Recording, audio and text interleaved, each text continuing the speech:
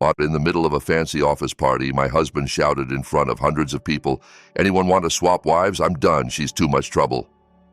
The entire ballroom went silent while I bit back tears of humiliation. Then the famously cold CEO stood up and said loud and clear, "I'll take her, gladly."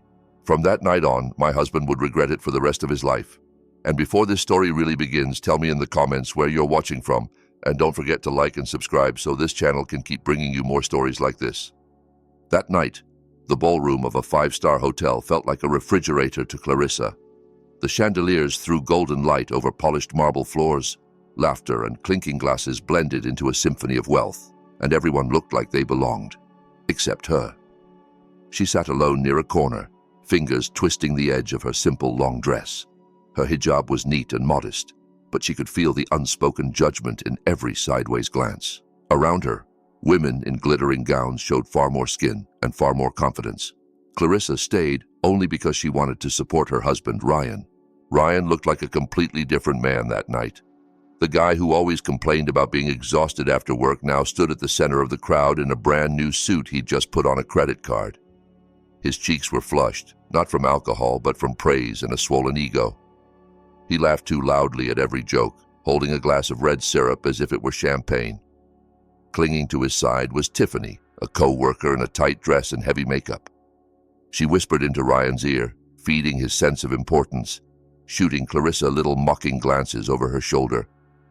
When the host invited anyone to come on stage to share a few words or entertain the room, Ryan's hand shot up. Fired up by attention, he half ran to the stage. Tiffany slapped his back, cheering him on. He snatched the microphone and began boasting about his team's incredible achievements, but somehow every sentence bent back toward praising himself. The room gave him polite applause, yet a few people were already checking their phones. Ryan, hungry for something more dramatic, scanned the room until his gaze locked onto Clarissa, still sitting alone in the shadows.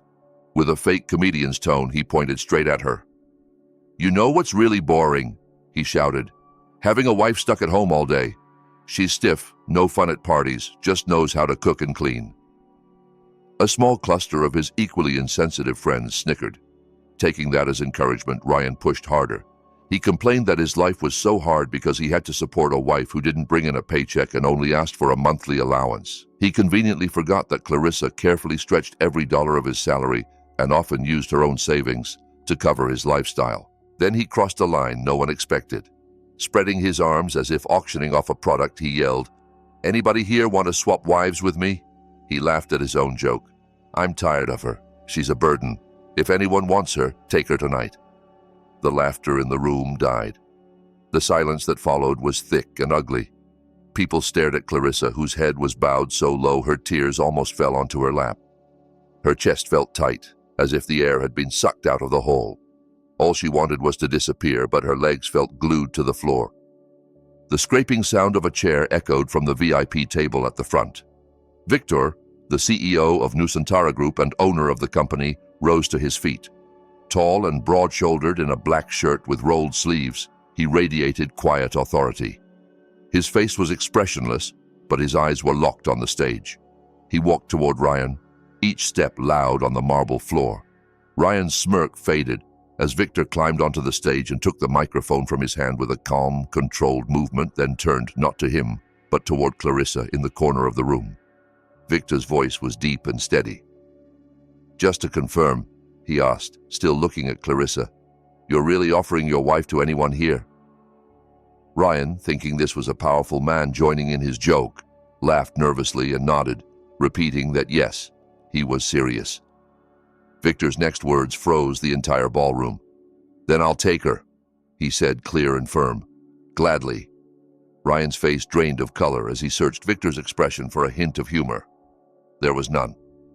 Victor stepped down from the stage, walked to Clarissa, and stopped in front of her, blocking the stares of the crowd. "Hey!" He lowered his voice, but everyone still heard him through the microphone Ryan clutched.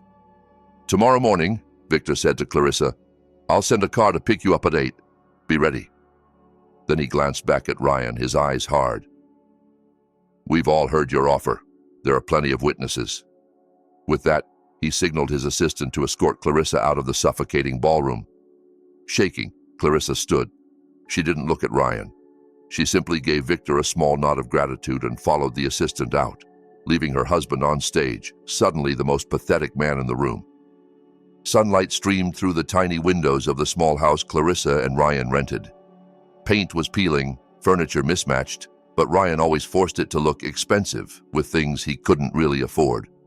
Ryan woke with a throbbing headache, not from alcohol, but from a restless night. Flashes of the party churned in his mind, applause, Tiffany's laughter, Victor's cold stare, but arrogance quickly drowned out his fear.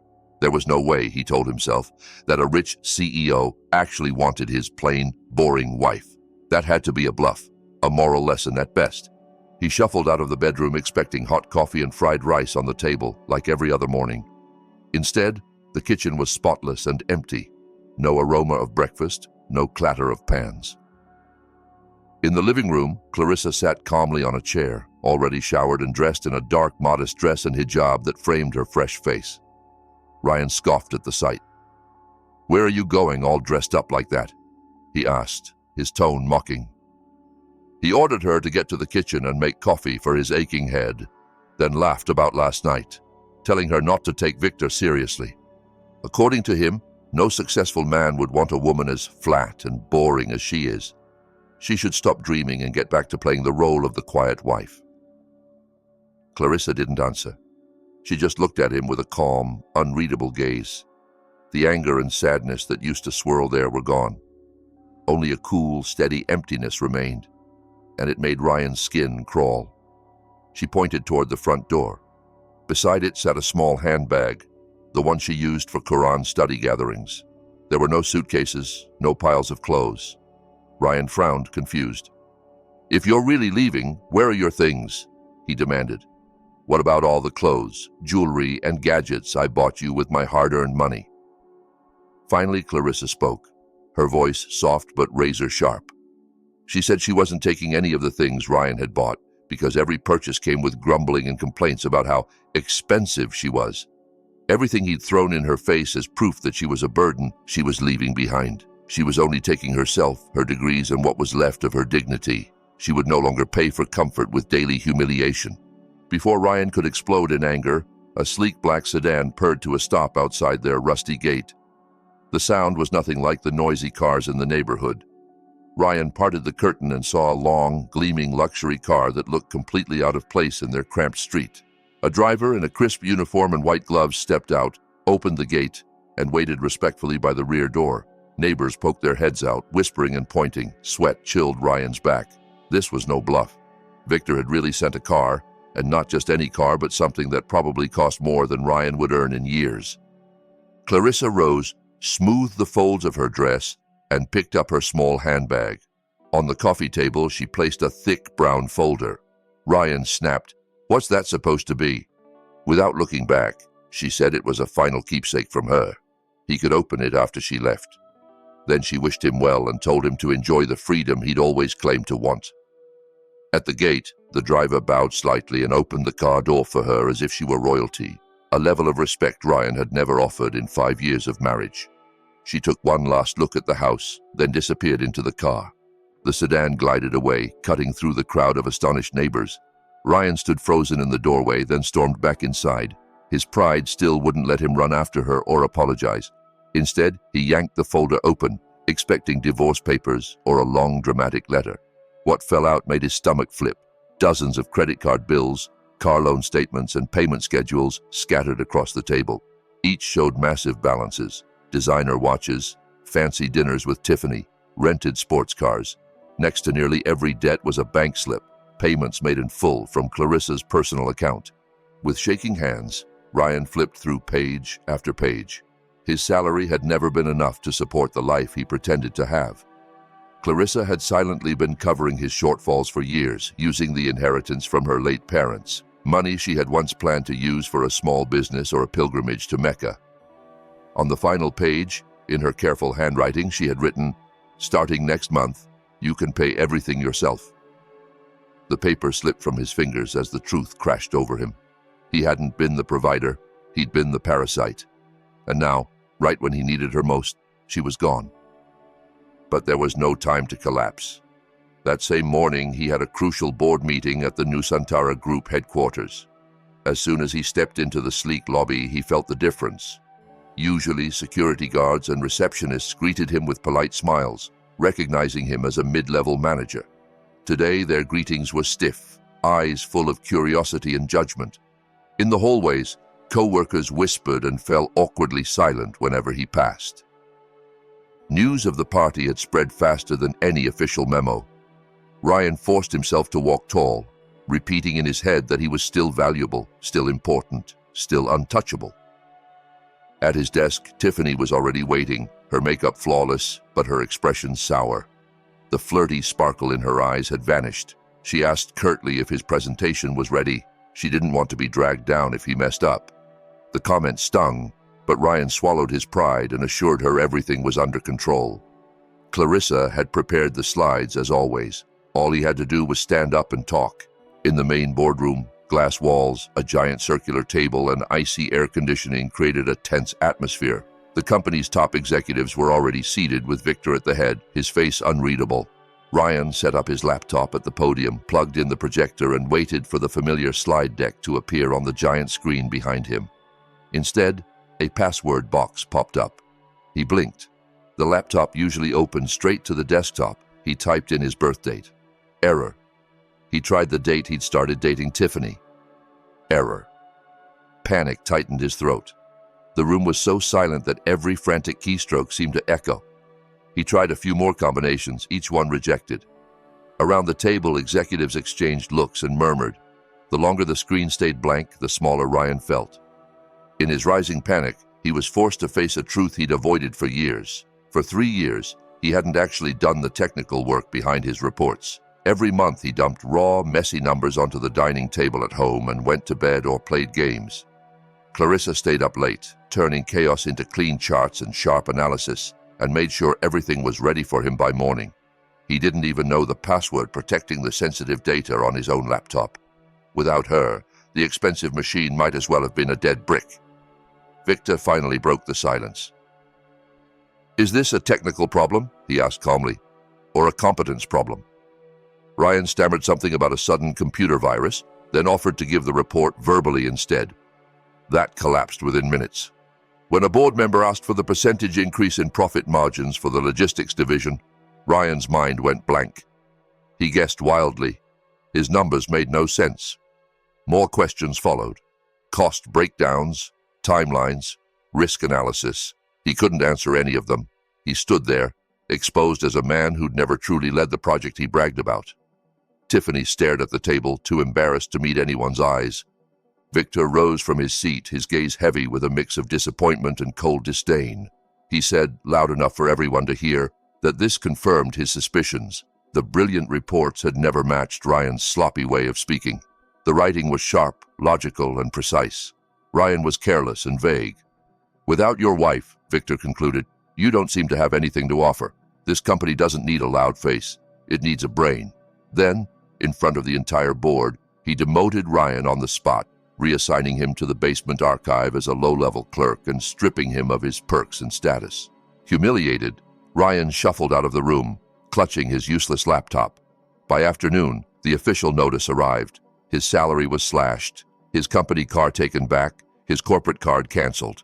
Yet his stubborn pride kept whispering that this was temporary, a misunderstanding. If he could just talk to Victor personally, maybe bring Clarissa back to help him, things could go back to normal. That night, the company hosted a black-tie gala to welcome new Middle Eastern investors. Ryan's name had been included before his demotion, and the invitation hadn't been withdrawn. He decided to attend, imagining himself pleading for mercy. The hotel lobby was even more luxurious than before, filled with people speaking in different languages, wearing designer suits and gowns. Ryan's one good suit suddenly felt cheap. He scanned the room for Victor, but the crowd shifted as every head turned toward the entrance. Victor walked in with his usual commanding stride, but no one was looking at him. They were staring at the woman next to him. Clarissa glided into the room in a long navy blue evening dress that covered her modestly, yet flowed with quiet elegance. Her hijab was styled simply with a small, sparkling brooch, her makeup light, highlighting features Ryan had never truly seen. For a few seconds, Ryan didn't recognize her. The timid, tired woman from their cramped house was gone. This Clarissa stood tall, her shoulders back, eyes bright with confidence. Before he could move toward her, a problem erupted. The head investor, Mr. Rashid, was getting visibly upset. The hired interpreter was stuck in traffic, and his complaints in Arabic grew sharper. Staff members hovered helplessly. Victor remained calm, but it was clear he couldn't catch every nuance. No one dared to step in, until Clarissa did. She approached with a warm smile and began addressing Mr. Rashid in fluent, respectful Arabic. Her words flowed gracefully, using precise honorifics and cultural expressions. The investor's stern face melted into surprise, then delight. They chatted easily for several minutes, laughing now and then. Once the mood had softened, Clarissa switched to clear, effortless English to brief Victor on the issue, a simple misunderstanding about halal dishes on the menu. She'd already proposed better options that delighted the guests. Watching from a distance, Ryan felt his knees weaken. He had never known she spoke Arabic at all, let alone English like a native. He'd spent years telling her to stay quiet, treating her as if she were ignorant, while a genius stood hidden in his kitchen. Mr. Rashid patted Victor's shoulder and, in halting English, praised him for having such a brilliant partner by his side. He assumed Clarissa was Victor's wife, or at least his equal in business. Victor did not correct him. He simply smiled and said that Clarissa was his best advisor. At that moment, Ryan tried to push through the crowd, shouting her name, but security moved in almost instantly. Victor gave a small hand signal, and 2 guards blocked Ryan's path. "Please don't disturb our guests," one of them said firmly. Ryan watched, helpless, as Clarissa turned back to the investors, her laughter soft and unburdened. That sight hurt more than any slap. Later that night, Ryan returned to the house that already felt abandoned. Without Clarissa, it had decayed in less than 2 days. Dirty dishes were piled up, food leftovers crawling with ants, clothes thrown everywhere. His own stomach growled painfully. He hadn't eaten at the gala before being pushed out. He rummaged through the kitchen and found nothing but cold water. As his frustration boiled over, the front door flew open. Tiffany stormed in, heels clicking, face twisted with anger. She didn't ask if he was okay. She demanded to know why he hadn't answered her messages and why the designer bag he'd promised still wasn't in her hands. Ryan tried to explain about his demotion, the pay cut, the chaos at work. But Tiffany didn't care. She only wanted to know when she'd get her gifts. They argued loudly until Ryan, desperate to prove he still had something, grabbed the brown folder from the table. Papers spilled across the floor, revealing the mountain of debt. Credit card totals far beyond his monthly salary, car payments, personal loans, pay-later purchases for Tiffany's expensive dinners and trinkets. Bank statements showed huge transfers from Clarissa's account every month, wiping the balances clean. A handwritten note in the margin explained that this was money Clarissa had hoped to use to start a business or fund her parents' pilgrimage, but had instead used to shield Ryan from debt collectors. Tiffany's rage faded into cold calculation as her eyes scanned the numbers. When she realized the money had stopped and the debts were now overdue, her lips curled in disgust. "So you're broke," she said flatly. "Living off your wife's inheritance this whole time." She laughed without humor, called him pathetic, and announced she was done. At the office the next day, she made sure everyone heard the breakup in the crowded cafeteria, publicly calling Ryan a liar and a leech. Phones came out, cameras recorded, and Ryan became a walking joke. Later, shaking in a restroom stall, he swallowed illegal tranquilizer pills he'd gotten from an old nightlife friend just to dull the pain for a moment. The relief was brief. While he was still dizzy, Victor walked into the restroom for a random inspection, catching sight of Ryan's pale face and sweating hands in the mirror. He didn't mention drugs, but his warning was icy. This company had zero tolerance for dead weight or suspicious behavior. Even Ryan's new lowly job in the archives wasn't guaranteed. Left alone again, Ryan felt a different kind of terror creeping in. With nowhere else to turn, he used the last of his phone credit to call his mother back in the village. Between choked sobs, he lied, saying people were framing him, his money had been stolen, and he just needed a little help. His mother's response stunned him. Her voice trembled, not with worry for him, but with joy. Clarissa had called earlier that day, she said, to share wonderful news. Clarissa had paid in full for a VIP pilgrimage package to Mecca for his parents, plus generous spending money. His mother called Clarissa a blessing, the best daughter-in-law she could imagine, and told Ryan he was lucky beyond measure. "Take care of her," she insisted. "Women like that are rare." Ryan couldn't bring himself to confess that he'd thrown that rare woman out of the house in public humiliation. He hung up with his hands shaking, the weight of guilt finally breaking through his denial. A week later, the entire atmosphere at Nusantara Group felt different. On the top floor, in an office with glass walls overlooking the city, Clarissa stood in a tailored blazer and modest blouse, her pastel hijab framing a face that now carried only soft lines of confidence, not exhaustion. She had just finished a strategy review with division heads. She hadn't been just a decorative assistant. She spoke up, corrected a major cost miscalculation, and offered solutions no one else had considered. People listened, not out of fear, but respect. Still, one question gnawed at her. Why had Victor gone so far to help her? Her thoughts were interrupted when Victor entered the office carrying 2 cups of hot tea. He set one on the table beside her and joined her at the window. After a comfortable silence, he asked if she remembered the old university library where she'd studied years ago. Clarissa frowned. She knew she had graduated with honors from a top university, but she didn't recall crossing paths with Victor. He walked to his desk, opened a locked drawer, and pulled out a dusty yearbook. It fell open to a page featuring the top graduates from a decade earlier. There she was, young Clarissa, beaming with her diploma. 2 rows down was Victor. He explained that he'd been a senior then, always studying late in the library. He often saw her in the same corner, buried in thick books, while others wasted time flirting or hanging out. From a distance, he'd admired her focus and brilliance, but he'd been too busy building the startup that would become Nusantara Group. By the time he came back hoping to find her, she had already married Ryan, a smooth-talking younger student known more for his charm than his discipline. Later, when Ryan applied for a job at Nusantara, Victor hired him, not because he believed in Ryan's talent, but because he wanted to keep an eye on the woman he still remembered from the library. Over the years, Victor recognized Clarissa's mind in the reports that supposedly came from Ryan. The sentence structure, the way data was arranged, the quiet intelligence behind every conclusion, it all screamed her name. Meanwhile, he watched Clarissa grow thinner, dimmer, every time she accompanied Ryan to company events. The breaking point was that party, when Ryan shouted to trade her away like an object. Victor told her he took that as a sign from God that it was time to act.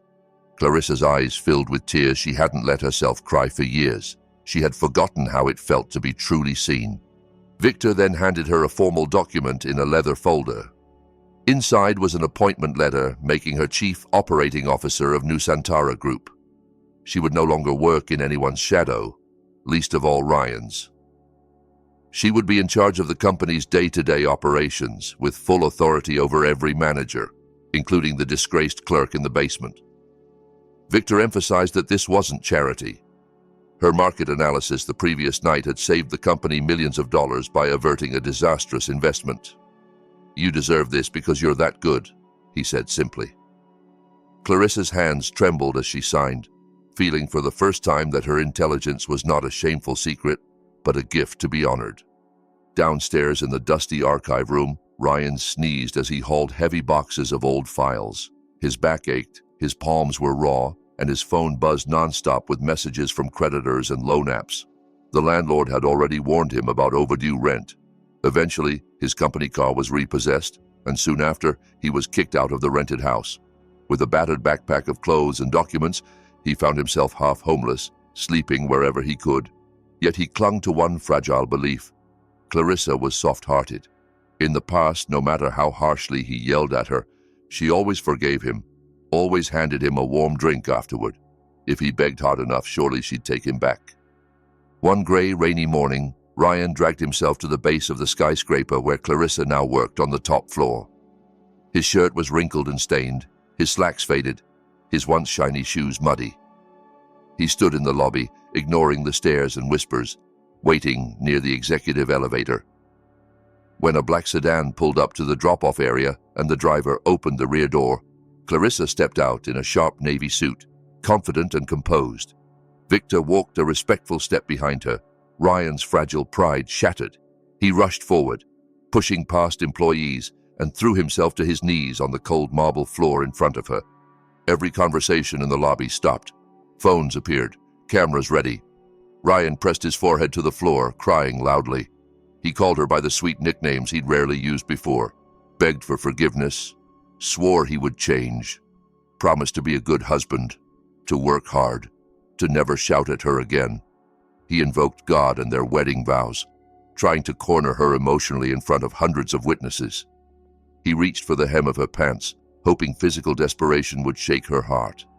Clarissa didn't step back, but she didn't bend down either. She watched him in silence until his sobs finally weakened. Then she spoke, her voice calm but amplified by the lobby's silence. She asked if he remembered the night she had a dangerous fever when she begged him to take her to the hospital, and he accused her of being dramatic before leaving to sing karaoke with his friends. She asked if he remembered the day her mother died and he refused to drive her to the village because gas was too expensive, even though he'd just bought expensive shoes. "Where were your tears then?" she asked. "Where was this dramatic begging when I was the one who needed you?" Ryan's mouth opened and closed soundlessly. Clarissa told him that what he felt now wasn't love but fear. Fear of losing his personal maid and walking ATM. She said she had forgiven him as a fellow human being because holding hate would only poison her own heart. But forgiveness didn't mean returning. "Even a trash can," she said quietly, "doesn't take back what it's already thrown away. Why should I?" For her, Ryan had died the night he offered her up as a party joke. She stepped back, breaking the last thread between them. "Goodbye," she said. "Enjoy the harvest of the seeds you planted." Without another glance, she walked to the elevator with Victor. Security moved in on Victor's signal. 4 guards lifted Ryan from the floor as he struggled and shouted her name. They dragged him across the polished lobby while people watched, some with pity, some with contempt, many still recording. Outside, they shoved him into the rain and tossed his worn backpack beside him. The glass doors slid shut, sealing off the bright, ordered world inside from the chaos of his own making. Soaked and shivering on the sidewalk, Ryan felt something darker than shame growing inside him. Rage. In his twisted mind, he decided he was the victim of a conspiracy between Clarissa and Victor, not the architect of his own downfall. Huddling in the doorway of a closed shop, he rummaged through his backpack for spare change and instead found a forgotten company checkbook. One check remained, unsigned and undated. Back when he was a manager, he'd been trusted to handle small operational funds. This check should have been returned or destroyed when he was demoted, but it had slipped through the cracks. A reckless idea flashed through his mind. He had seen Victor's signature hundreds of times. If he imitated it well enough, he thought, he could cash a large sum, disappear from the city, and start over. He convinced himself it was his right, a kind of unpaid severance. Under a flimsy awning, he borrowed a pen from a street vendor and carefully filled in an outrageous amount, his hand shaking from cold and adrenaline. He copied Victor's sweeping signature as best he could, then headed to the nearest bank branch. Inside, wet and disheveled, he tried to stand like a busy professional in an emergency. At the teller window, he claimed that Mr. Victor needed the cash immediately for a VIP client. The teller examined the check and then looked up at Ryan's ruined appearance, doubt flickering across her face. Politely, she asked him to wait while she confirmed the transaction with her supervisor.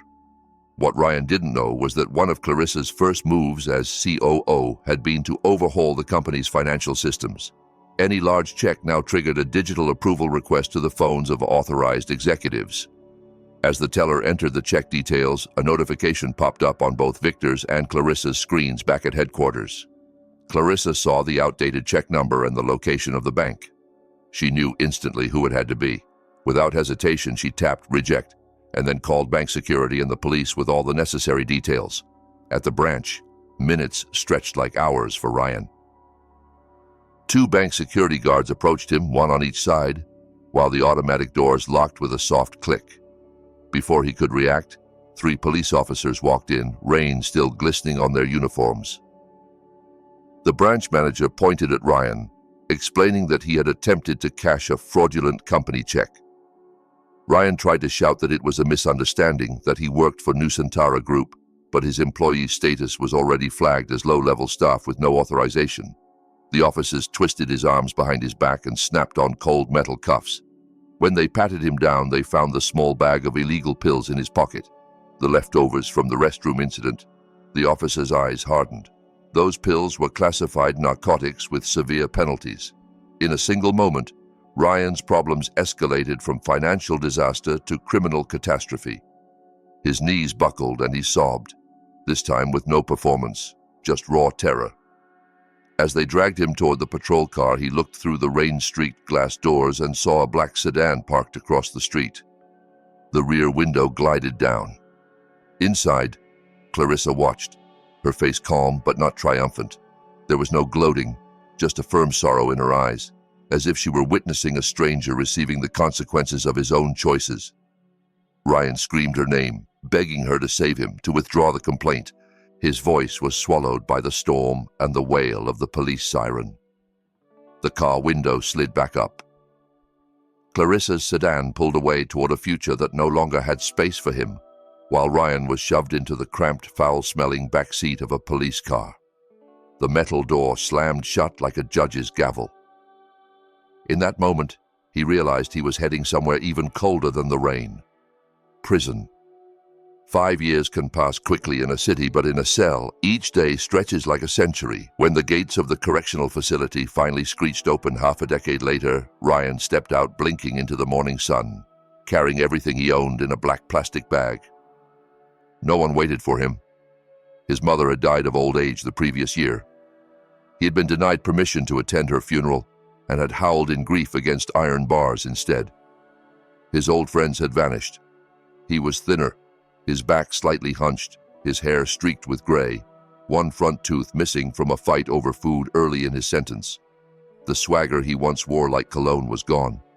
He wandered through a city that had grown taller and brighter without him, new skyscrapers, fancier cars, people glued to sleek phones he didn't recognize. Every shop owner who saw his ex-convict release papers turned him away, some shouting, some throwing dirty water at his feet. Exhausted, he slumped onto a park bench overlooking a busy intersection. Across the street, the facade of an upscale mall was covered with a massive LED screen. Ads for luxury brands flashed by, worlds away from the man munching on nothing but hunger. Then the image changed to a business talk show, broadcast nationwide. Ryan's heart stopped. On the screen sat Clarissa. Her name appeared below. Clarissa Azara, CEO, Nusantara Group, Businesswoman of the Year. She wore a beautifully cut, modest suit, her hijab styled simply, her posture poised and relaxed. Beside her sat Victor, eyes full of quiet pride, and on his lap wriggled a laughing little boy about 4 years old. Clarissa smiled at the host's question. "The key to my success isn't just hard work," she said. "It's being in the right environment. I used to be like a seed planted in dry, cracked soil.